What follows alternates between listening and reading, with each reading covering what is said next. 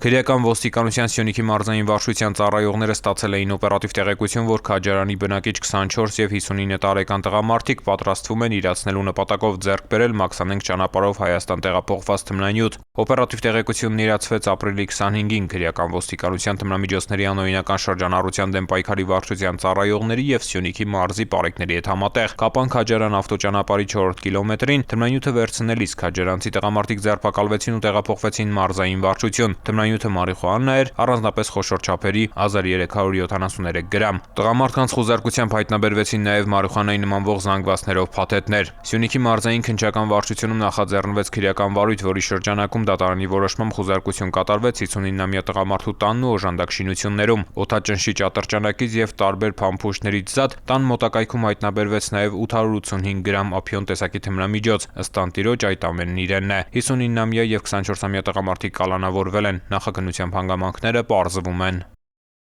Ծանուցում ենթադրյալ հանցանքի մեջ կասկածվողը կամ մեղադրվողը համարվում է անմեղ, քանի դեռ նրա մեղավորությունը ապացուցված չէ Հայաստանի Հանրապետության քրեական դատավարության օրենսգրքով սահմանված կարգով, դատարանի օրինական ուժի մեջ մտած դատավճռով։